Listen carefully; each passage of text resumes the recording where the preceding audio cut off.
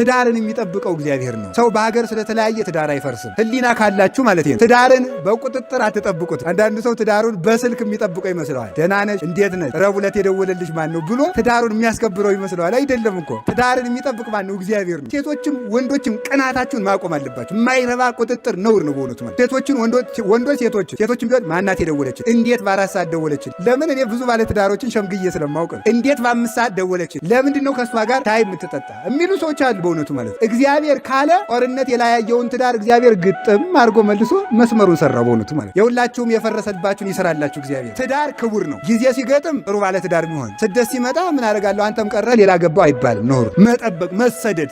መነኩሴ እኮ ለቆቡ እንደሚሰደድላት እናንተም ትሰደዳላችሁ ማለት።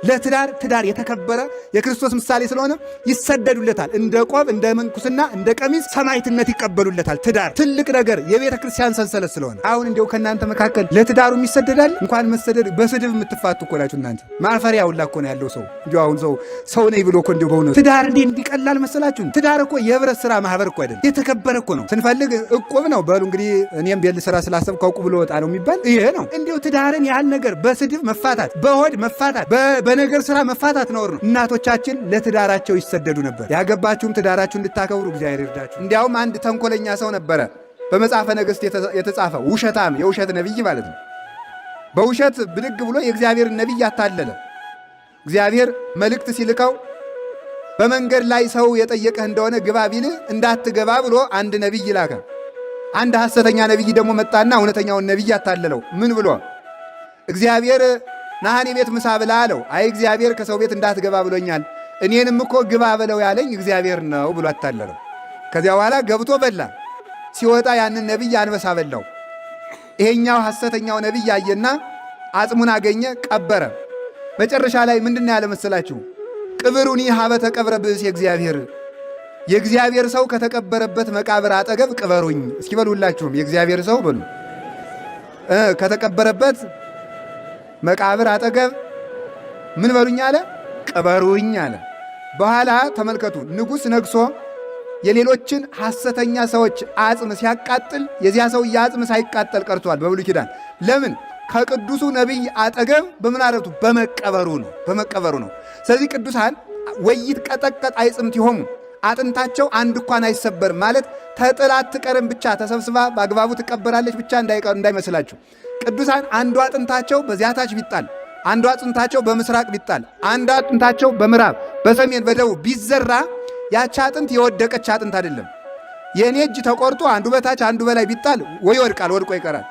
የአንድ ቅዱስ አጥንት ግን ሲጣል ወይ ይትቀጠቀጥ የተሰበረ አይደለም፣ እዚያ ሆኖ ሥራ ይሠራል፣ ጠላቶቹን ይፈርድባቸዋል።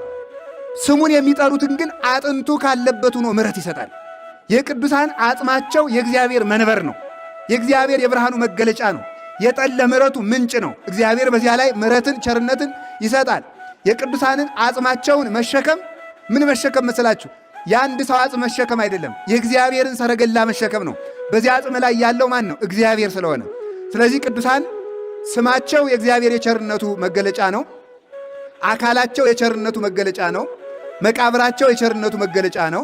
ስዕላቸው የቸርነቱ መገለጫ ነው። ስማቸው የቸርነቱ መገለጫ ነው። አፈራቸው የቸርነቱ መገለጫ ነው። ገድላቸው የቸርነቱ መገለጫ ነው። አጽፋቸው የቸርነቱ መገለጫ ነው። መጎናጸፊያቸው የቅዱሳን ጨርቃቸው ራሱ የእግዚአብሔር ቸርነት ይገለጥበታል። የእግዚአብሔር ኃይል ይገለጥበታል። ምን አደረገ? ተመልከቱ። ኤልሳ መምሩ ኤልያስን ሸኝቶ ሲሄድ ዮርዳኖስ ሞላበት። ምን አደረገ? ሞልቶ አገኘው። መሻገር ያጣ ትዝ ሲለው የስግደት ወዝ የጠገበች የኤልያስ መጎናጸፊያ በላዩ ላይ አለች። ከዚያ ምን አለ? የመምሬ የኤልያስ ኃይል አለ አይደለ? የኤልያስ አምላክ ይህንን ባህር ክፈልልኝ ብሎ ሲመታው በኤልያስ መጠምጠሚያ ባህር ተከፍሎለት ተሻግሯል። የቅዱሳን ጨርቃቸው ሁሉ የእግዚአብሔር ማደሪያ ነው። ለምን ስትሉ እግዚአብሔር በነፍሳቸው ላይ ያድራል። በነፍሳቸው ላይ ካደረስ ሥጋቸውን ይቀድሳል። ሥጋቸውን ከቀደሰስ ጨርቃቸውን ይቀድሳል። አካላቸው ብቻ ሳይሆን ልብሳቸው ይቀድሳል። ኩሉ ዘለከፎ ለመስዋዕት ይቀደስ። መሠዊያውን የነካ ታቦቱን የነካ ይቀደሳል። ታቦቱን የዳሰሰው ካህን ተቀድሶ በዚያ እጁ ሕዝቡን ሲባርክ ይቀደሳል። ቅዱሳን የእግዚአብሔር መሠዊያዎች ናቸው። የእግዚአብሔር ታቦቶች ናቸው። ይታምሩኑ ከማንትሙ ታቦቱ ለመንፈስ ቅዱስ እንዳለ ቅዱስ ጳውሎስ ታቦት ስለሆኑ ተመልከቱ።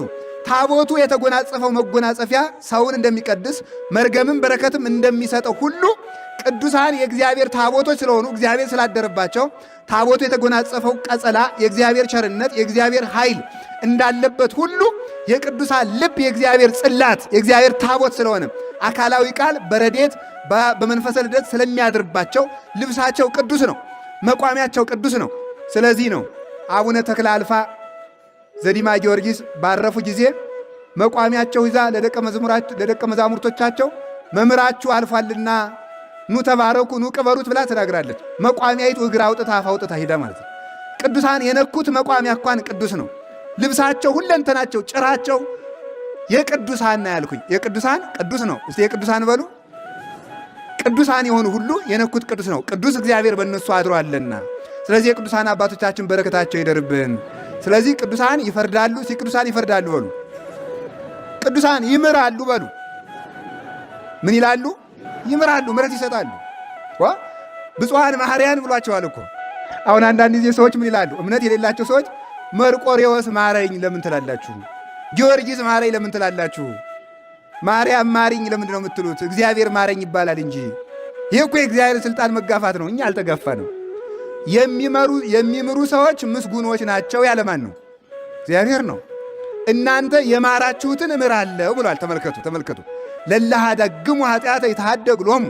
ተመልከቱ፣ ኃጢአታችሁን ተመልከቱ። ኃጢአቱን ይቅር ብያለሁ ያላችሁትን ይቅር እላችኋለሁ። ዮሐንስ ወንጌል ምዕራፍ 24 ላይ ቅዱሳን ኃጢአትን ይቅር ማለት ይችላሉ። ይቅር ማለት እግዚአብሔር ይቅር ይበልህ ሲሉ እግዚአብሔር ይቅር ይላል። እግዚአብሔር ይርገምህ ሲሉት ይረግማሉ። ስለዚህ ቅዱሳን ኃጢአትን ይቅር የማለት ስልጣን አላቸው። ይቅር የማለት ማለት ነው እግዚአብሔርን ስልጣን ተክተው ነው አይደለም። እግዚአብሔር ይቅር ይበልህ ብለው በእግዚአብሔር ስልጣን ይቅርታን ስርየትን ይሰጣሉ። ኃጢአት ይቅር እንዲባል ያደርጋሉ። ኃጢአት ደግሞ ይቅር እንዳይባለት የማድረግ ስልጣን የመፍረድ ስልጣን አላቸው።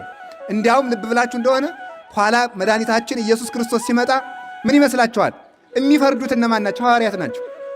ክርስቶስ አንተ ወደዚህ ግባ አንተ ወደዚህ ግባ ምን ይመስላችኋል? ሐዋርያት ምንድን ነው የምትሰጠን ሲሉት ምንድን ነው ያላቸው? በ12 ነገድ ትፈርዳላችሁ አላቸው። ያ ማለት ነው 12 ሐዋርያት በወንበር ተቀምጠው አንተ እንዲህ ስታደርግ ኖርክ ነህ ይላሉ ማለት ነው? አይደለም።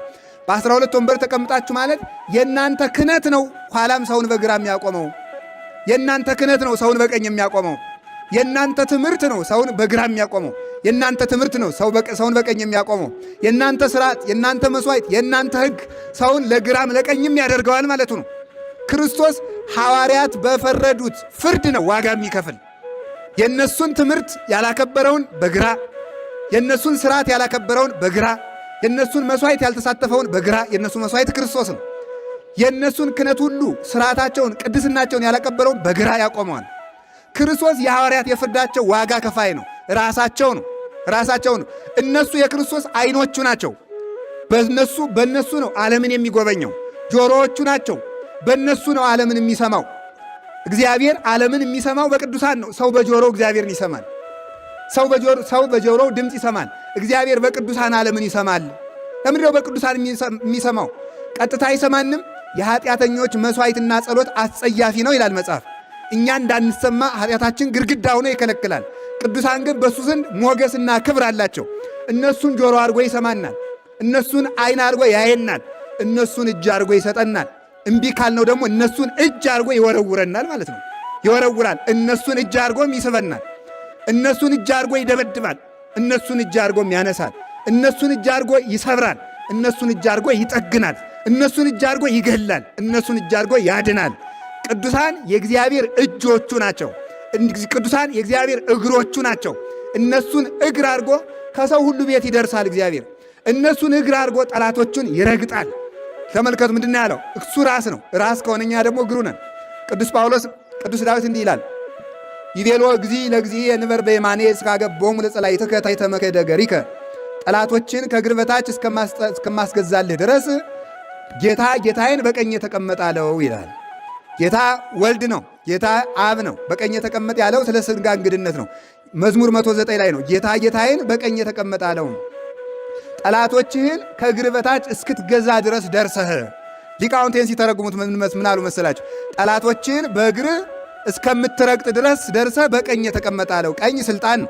ከዛ ተመልከቱ ምን ማለት ነው? ጠላቶችን በእግር ጸላይት አይሁድ፣ መናፍቃን፣ አጋንንት፣ መኬድ ስልጣነ ቀሳውስት፣ ምዕመናን አለ። ተመልከቱ ሲተረጉሙት ማለት ነው። ስለዚህ ምን ማለት ክርስቶስ ጠላቶቹን በእግሩ ይገዛል ማለት እግሩ የተባሉ እነማን ናቸው?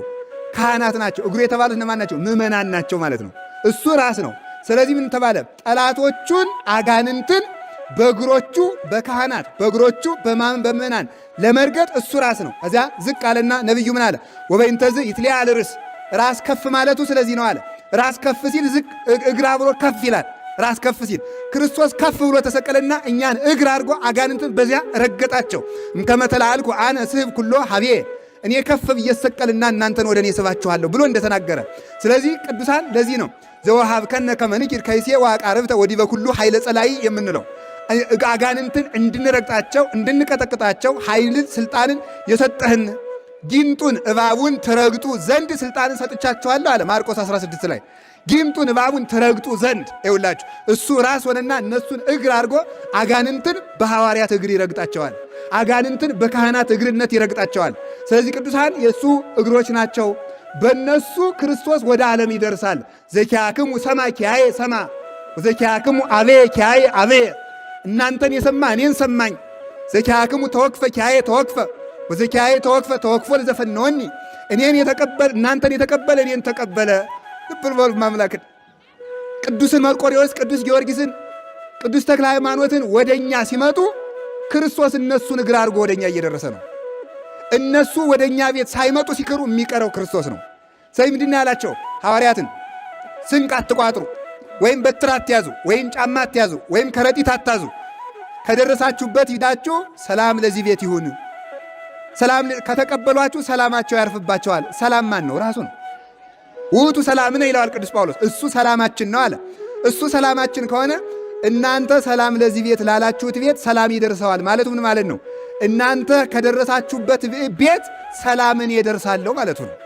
እናንተን ያልተቀበለ ሰው ሰላማችሁ ወደ ራሳችሁ ይገባል ማለቱ ሰላም እኔ ሰላማችሁ እኔ በእናንተው አድሬ እኖራለሁ፣ ቢቀበሏችሁ ግን ከእናንተ ወደ ሌላው ደርሳለሁ ማለቱ ነው። ስለዚህ ቅዱሳን የእግዚአብሔር እግሮች ናቸው። እነሱ ወደ ቤታቸው ሲመጡ ክርስቶስ አብሮ ወደኛ ይምጣልን። ቅዱሳን የእግዚአብሔር እጆች ናቸው። በእነሱ እነሱን እጅ አድርጎ እግዚአብሔር በረከቱን ያድለን። ቅዱሳን የእግዚአብሔር እጆች ናቸው። በእጅ የቀረበን እንዲያረቁበት ቅዱሳንን እጅ አድርጎ። ለዚህ ነው የመርቆሬዎስ ገድል ከተደገመበት የተክለ ሃይማኖት ገድል ከተደገመበት አጋንንት ይርቃሉ የሚባለው። በእጅ የቀረበን እንደሚወረውሩበት ክርስቶስ አጋንንትን የሚወረውራባቸው እጆቹ ቅዱሳን ስለሆኑ ነው። ገድላት ሲነበቡ አጋንንት የሚንቀጠቀጡት ከእነሱ የእግዚአብሔር እጆች ስለሆኑ ነው። ስለዚህ እነዚህ ቅዱሳን ጻድቅ መዊቶ ይኮንን ረሲአነ፣ ረድኤትን ሲያደርሱ ይኖራሉ። በቁማቸው ሲፈርዱ ይኖራሉ። በቁማቸው የሚቀሰፈውን ይቀስፋሉ፣ የሚማረውን ይምራሉ። ከሞቱ በኋላሳ የሚል ጥያቄ እናንሳ። ለዚህም ሰሎሞን መልስ ሰጠ። በቁማቸው ሲፈርዱ ኑረዋል። እንደገና ደግሞ ምሕረት ሲያሰጡ ኑረዋል። ሲሞቱሳ ስንለው ሲሞቱሳ መዊቶ ጻድቅሰ መዊቶ ይኮንን ረሲአነ፣ ጻድቅ ከሞተ በኋላ መንግስቱ አይሻርም አለ። መንግስቱ የጻድቃን መንግስት፣ የሰማዕታት መንግስት፣ የነቢያት የሐዋርያት መንግስት ሲሞቱ የሚሻር አይደለም። መንበሩ የሚታጠፍ አይደለም። ሲሞቱ ግብሮሙ ትተሎሙ፣ ተመልከቱ ስራቸው ትከተላቸዋለች ይላል አቡ ቀለምሲስ በራእዩ ራእይ 14 ላይ ሲናገር ስራቸው ተከትሏቸው ይሄዳል። በምድር ያፈሩት ፍሬ በምድር ተበልቶ የሚቀር አይደለም፣ ለዘላለም የሚኖር ፍሬ አላቸው። ጌታ ሐዋርያትን እንዲህ እንዳለ በወንጌል አኳ አንትሙ ዘሐረይክሙኒ አላ አነ ሐረይኩክሙ ወሬሰየክሙ ከመ ትሁሩ ወፍሬ ትፍረዩ ወውእቱ ፍሬክሙ ይነብር ለዓለም። እናንተ አልመረጣችሁኝም፣ እኔ መርጫችኋለሁ። ወደ ዓለም እንድትሄዱ ፍሬ እንድታፈሩ እልካችኋለሁ። ፍሬያችሁ ለዘላለም ይኖራል አላቸው። ፍሬያችሁ እስከ መቼ ይኖራል? ለዘላለም ይኖራል። የቅዱሳን ፍሬያቸው ለ5 ዓመት ለ10 ዓመት በሕይወተ ሥጋ እስካሉ አይደለም፣ ተከትሏቸው ለዘላለም ይኖራል። ዮሐንስ 15 ላይ ከሞቱ በኋላም ይውላችሁ ሳሉ ፈራጆችም ናቸው መሐሪዎችም ናቸው። ቅዱሳን ከሞቱም በኋላ መሐሪዎችም ናቸው ፈራጆችም ናቸው። ለምን? ክርስቶስን መስለው ከሞቱም በኋላ በደማቸው ይበቀላሉ፣ ያካስሳሉ፣ ይፈርዳሉ። ካደም ተመልከቱ፣ ከሞቱም በኋላ ምሕረት ይሰጣሉ። መሐሪ ክርስቶስ በአጽማቸው ባፈራቸው አድሯልና ፀሐይ ዘዘልፈ ያበርድ ዲበ ቅዱሳን። እሱ የሙታን አምላክ አይደለም። ኢኮነኪ እግዚአብሔር አምላከ ምውታን አለ አምላከ ሕያዋን ብሏል ራሱ ማቴዎስ 22 ላይ ሲናገር እግዚአብሔር የሕያዋን እንጂ የሙታን አምላክ አይደለም። እግዚአብሔር የሕያዋን እንጂ የሙታን አምላክ ካይደለ በክርስቶስ አምነው የሞቱ ሰዎች ሙታን አይደሉም። በደንብ ልብ ብላችሁ ስሙኝ። እግዚአብሔር የሙታን አምላክ አይደለም። የሙታን አምላክ ካልሆነ በእሱ አምነው የሞቱ ሰዎች ሙታን አይደሉም። ምክንያቱም የእነሱ አምላካቸው ነውና። ሙታን ቢሆኑ ኑሮ አምላካቸው ባልሆነ ነበር። የሙታን አምላክ አይደለምና ለኃጥአን በግድ አምላካቸው ነው፣ ለጻድቃን ግን የውድ ነው። ስለዚህ የሙታን አምላክ ስላይደለ በእሱ አምነው ያረፉ ቅዱሳን ሕያዋን ናቸው። እሱ ሁል ጊዜ በሥራቸው ሁሉ ይከተላቸዋል፣ አድሮባቸው ይኖራል። ቅዱሳን ባረፉበት ጊዜ ሁሉ በዚያ ረድኤቱን ያሳድራልና እግዚአብሔር በስማቸውም አድሮ ሥራ ይሠራልና። ስለዚህ ጻድቅ ሙቶም ይፈርዳል። እስኪ በሉ ጻድቅ ሙቶም በሉ ይገዛል። በሉ ጻድቅ ሙቶ ይገዛል። በሉ ጻድቅ ሙቶ ይገዛል። ሙቶ ምን ይላል? ይገዛል። ቃየል የሚገዛ ሳለ ነው። አቤል ግን ሙቶም ይገዛል። ቃየል ወንድሙን በእጁ በጉልበቱ የአቤልን ሥጋ ገዛ፣ ገደለ። አቤል ሙቶ ግን ቃየልን እስከ ዘራዝርቱ እስከሚጠፋ ድረስ ሙቶም በነፍስ ይከሰው ነበረ። ለዚህ ነው ቅዱስ ጳውሎስ አቤል ዛሬም ይናገራል ይላል። አቤል ዛሬም ይናገራል። አቤል እኮ ሙቷል። ምን ማለት ነው ታዲያ? አንድ በሰማዕትነት ምስክር ሆኖ ለጽድቅ ለሰማዕትነት ምስክር ሆኖ ይናገራል። አንድም ደግሞ በፍርድ ጠላቶቹን እንደ ቃየል ያሉ ነፍሰ ገዳዮችን ይፈርድባቸዋል። ስለዚህ ቃየል ምንድን ያለው ጌታ? የወንድምህ የአቤል ደም ወደ እኔ ደርሷል አለ። ስለዚህ አንተ ተቅበዝባዥ ትሆናለህ አለው። አቤል ሙቶ ቃየልን ገዛው። ስለዚህ ቃየል ምን ሆነ? ተቅበዝባዥ ሆነ። ምድር አላበቅልለት አለች። ምድር ተቅበዝባዥ አደረገችው። ምድር በሙሉ ተበቀለችው። ልጆቹም እንዳይረቡ ሆኑ፣ በንፍር ውሃም ጠፉ። እሱንም የገዛ ልጁ በድንጋይ ብሎ ገደለው። አቤል ሙቶ ገዳዩን ገዛ። ጻድቅ ሲሞት ይገዛል፣ ገዳዮችን ይገዛቸዋል። አያችሁ፣ ክርስትና እንዲህ ያለ ነው። ከዓለም በተቃራኒ ነው። በዓለም መስመር ስናሰምረው ክርስትና ሁልጊዜም ተቃራኒ ሕግ እየሆነብን እንኖራለን። ክርስትና ሙቶ መግዛት ነው፣ ገሎ መግዛት አይደለም። ጻድቅ ሲሞት ገዳዮችን ይገዛል። ኃጥእ ሲገል ግን በገዳዮቹ ይገዛል፣ ይቀበዘበዛል ሁልጊዜም። ስለዚህ አቤል ሙቶ ቃየልን ገዛው። አብርሃም ሙቶ ይገዛል፣ ለልጆቹ ርስት አውርሷቸዋል። ለአባታችሁ ለአብርሃም የማልኩለትን ምድር አወርሳችኋለሁ ይላል። ተመልከቱ። እስራኤል ፈርዖንን የገደለው እኮ ሙሴ ብቻ መሰላችሁ? አብርሃም እኮ ነው የገደለው ፈርዖን። አብርሃም የዚያን ጊዜ አባታችን አብርሃም እኮ የለም። ምን ማለት ይመስላችኋል? አብርሃም በቃል ኪዳኑ ፈርዖንን ገድሎታል። ለምን? ለልጆች ርስት አውርስልሃለሁ ብሎታልና። ስለዚያች ቃል ኪዳን የፈርዖን ትዕቢት ጠፋ። ስለዚያች ቃል ኪዳን ባሕር ተከፈለች። በሙሴ ላይ አድራ ያለችው እግዚአብሔር በአብርሃም ራስ ላይ ያሳድራት የኪዳኑ ኃይል ነበረች። ያችናት በሙሴ እጅ ሆና ባሕርን ያንቀጠቀጠች፣ የከፈለች፣ ጠላት ያሰጠመች፣ ለወዳጆቹ ርስት ያወረሰች እሷ ናት። ሙሴን ትከተለው የነበረችው ያቺ ረድኤት እኮ የአብርሃም ረድኤት ናት። አብርሃም በልጆቹ በእስራኤል አድሮ አማሌቃውያንን መታ። አብርሃም በልጆቹ በረድኤት የአብርሃም ቃል ኪዳን ማለት ነው፣ ረድኤቱ አድሮባቸው ባሕር ከፈሉ። የአብርሃም የቃል ኪዳኑ ኃይል ኢያሪኮን አፈረሰች። የአብርሃም የቃል ኪዳኑ ኃይል ከሞተ በኋላ እኮ ነው። ተመልከቱ፣ ርስት አወረሰች። እንዲያው ምን ይላል መስላችሁ? አብርሃም መጽሐፈ ገነት ምን ይላል? አብርሃም ለልጆቹ ርስት ያወረሰ መጀመሪያ በመቃብር ነው ይላል። በመቃብር ይውላችሁ። ስለዚህ መነኩሴ ሆይ መቃብርን ውደድ ይላል። መቃብርን ውደድ። አብርሃም ርስት ያወረሰ በምንድን ነው አልኳችሁ? በመቃብር። አብርሃም ስደተኛ ነበር። መጀመሪያ ሂዶ እዚያች አካባቢ ምንድን አለ? አቅብሩኒ በርኔ ሳራ ሙታብኛለችና እንደው ለመቅበሪያ ባካችሁ ስጡኝ አለ። መጀመሪያ አይ ወዳጆቹ ሂዶ ነው ሲለው ምን አለው? አይ ይሄ በእኔና ባንተ ዘንድ ምንቁም ነገር ነው፣ ዝም ብለህ ቅበር። ዋጋይቱ እንግዲህ ቦታይቱ ውድ ናት፣ 400 ምዝምዝ ወርቅ ታወጣለች እና ውድነቷን ውድ ናት፣ ግን ላንተ ስል ተወው አለው። በዚያው በብልሃት ምን ነግሮ ነው? ሂሳቡን እየነገረ ማለት ነው። ይሄማ በፈሊጥ ዋጋውን ሲነግረኝ አይደለ ብሎ ዋጋውን ሰጠ። አንዳንድ ሰው ይውላችሁ የሆነ ነገር ሰጥቶ ውድ ነው ግን ለአንተ ስል ይቅርብ ሲል ውለታውንም በዚያው እንዳትረሳ ማለቱ ነው። ከዚያ እንደዚህ አለና ተመልከቱ ምን አደረገለት? አብርሃም በ400 ምዝምዝ ወርቅ ለሳራ መቃብር ብቻ ገዛ። ለሳራ መቃብር ብቻ። በዚያች መቃብር ምን ወረሰ? ለልጆቹ ርስት አወረሰ ይላል። አብርሃም በመቃብር ርስት አወረሰ። መጀመሪያ ግን ለሚስቱ መቃብር ብቻ ነበር የገዛ። መነኩሴ በመቃብር ማለት ምን ማለት ነው? ተመልከቱ። መቃብር ውስጥ ደስታ ነው ለቅሶ ነው ያለ? በሉ ንገሩ። መቃብር ደስታ ነው ለቅሶ ነው? መቃብር ስታዩ ትስቃላችሁ ወይስ እንባችሁ ይመጣል? በእርግጥ አታለቅሱም። ማልቀሱ እንደ ወጉና ያልኩኝ እንጂ እንባችሁ ነው የሚመጣው ወይስ ሳቃችሁ ነው የሚመጣው? መቃብር ስታዩ ስለዚህ አብርሃም በመቃብር ለልጆቹ ርስት እንዳወረሰ መነኩሴ ሆይ አንተም ካለቀስክ ለምእመናን መንግሥተ ሰማያትን ታወርሳለህ ነው። መቃብርን ውደድ። መጀመሪያ መቃብር ግዛና በመቃብር አገር ትገዛለህ ያለው በለቅሶ በንስሐ በትህርምት ማለቱ ነው። ስለዚህ አብርሃም ሙቶ ኢያሪኮ ሰዎችን ገዛቸው፣ ግንብ አፈረሰ። አብርሃም ስለ ለአባቶቻችሁ የማልኩላትን ምድር አወርስላችኋለሁ። ሙተው ነበር እኮ ኢያሪኮን ያፈረሱት አባቶቻችን፣ ሙተው ነው ርስት ያወረሱት።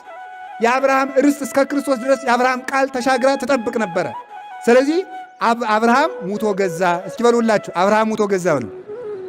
አብርሃም ምን ሆኖ ገዛ አልኳችሁ? ሙቶ ገዛ። ልበ አምላክ ቅዱስ ዳዊት ሙቶ ይገዛ ነበረ። ልጁ ሰሎሞን በኃጢአት በተሰነካከለ ጊዜ በወደቀ ጊዜ እግዚአብሔር ምንድን ነው ያለው? ሰሎሞን መንግሥትህን ለሁለት እከፍልብሃለሁ፣ ግን ስለ አባትህ ስለ ዳዊት ስል በዘመንህ አላደርገውም አለ። ስለዚህ ምን አደረገ? ቅዱስ ዳዊት ሙቶም የሰሎሞንን መንበር ይጠብቅ ነበር። በምን? በቃል ኪዳን ሙቶ ያስተዳድራል ቅዱስ ዳዊት። ተቀብሮም ያስተዳድር ነበረ፣ ተቀብሮም ይገዛል ማለት። ስለዚህ ቅዱሳን ከሞቱ በኋላም ይገዛሉ፣ በረድኤትም ያስተዳድራሉ፣ በኃይልም ያስተዳድራሉ። በኃይል ጠላት እየተበቀሉ በረድኤት ወዳጆቻቸውን እየጠበቁ ያስተዳድራሉ፣ ይመራሉ ቅዱሳን። ኋላ እንግዲህ ደግሞ ተመልከቱ፣ ከጌታ ዘመን ደረስን። ዮሐንስ መጥምቅ ሙቶ ጠላቶችን ገዝቷቸዋል አይደለም? ሙቶ ጠላቱን ገዝቷል። ማንን? ፈርዖን ሄሮድስን። ምን አደረገ ሄሮድስ? እንደምታውቁት ታሪኩን ለዘፈን ብሎ የቅዱስ ዮሐንስን አንገት አስቆርጧል አይደለም?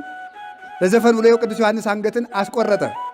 ኋላ የዘፈነችለት ያቺ የኃጢአት ሚስቱ ልጅ ሄደችና አይድረስ እኮ ነው አይድረስ ነው ሄደችና ምን አለችው? ሄሮድስ እይደለወከ ታውሱ ብሲተፊኡሁ ከፊልጶስ አለችው።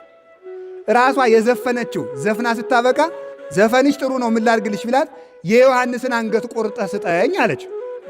ዮሐንስ አንገቱ የተቆረጠበት ምክንያት ምን ብሎ ነው? የወንድምህን ሚስት አታገባም ተብሎ ነው። ታሪኩን የምታውቁት ሰዎች እንግዲህ ታግሳችሁ ስሙ አይደል? እየሰማችሁ ነው። ይህን ማናውቀው የላ አትበሉ ማለት ነው። ስለዚህ የሚታወቅ ታሪክም አንዳንድ ጊዜ ስሙ። እውነቴን ነው ማለት ነው። እውቀት እኮ ችግር ነው በእውነቱ። እውቀት ያስታበያል፣ ፍቅር ግን ለዘላለም ይኖራል አለ። ስለዚህ ምን ማለት መሰላችሁ? ስለዚህ ዮሐንስ አንገቱን የተቆረጠ በዚያች ሴት ምክንያት ነው። አስቆርጣ ሲያበቃ እየሮጠች ዳ ምንድን ያለችው? ሄሮድስ የወንድምን ሚስት ልታገባት አይገባም ማለት። ማናት እንደዚህ ያለችው? አብዳ እኮ ነው። ራሷ ያስቆረጠችው ሴት ናት። ፊት ኃጢአት ማሰራት፣ ኋላ ምስጢር ማውጣት። ምን የሚለው? በሰይፍ በሉልኝ፣ በሰይፍ ተፍጃጁ ማለት ነው። እናቲቱንም መሬት ተከፍታ ዋጠች። ማን ቀረ? ሄሮድስ። ከዚህ በኋላ ንጉሡ ወስዶ አሰረው። ተልቶ ሸቶ የገዛ ስጋውን እየቦጨቀ እየበላ ሞተ። መዊቶ ጻድቅ ተመልከቱ። ጻድቅሰ መዊቶ ይኮንን ረሲአነ። ዮሐንስ ሙቶ ጠላቱን ገዛ። እየበረረም 15 ዓመት እስከ ምድረ አረቢያ ድረስ ወንጌልን አስተማረ። ሄሮድስ ግን ስም አጠራሩ በሙሉ ከምድረ ገጽ ጠፋ ማለት ነው። ስለዚህ ጻድቃን ሙተውም ይፈርዳሉ። ዛሬም የዮሐንስ ስም ቤተ ክርስቲያን ታንጾለት፣ ገድል ተጽፎለት፣ ታቦት ጽላት ተቀርጾለት፣ በዓል ተሰይሞለት፣ ማሕሌት እየተቆመለት፣ ድርሳን ተደርሶለት፣ ገድሉ እየተነበበለት፣ ስግደት እየተሰገደለት አለ። ዛሬም ዮሐንስ ሄሮድሶችን ይገዛል። ሄሮድሶች ግን ዛሬ የሉም፣ ይጠፋል። ሄሮድስ በቃል ኪዳን የወለደው ልጅ የለውም። ዮሐንስ በቃል ኪዳን የወለደው ልጅ ግን ሞልቶታል። ስለዚህ ጻድቃን ሙተው ይገዛሉ።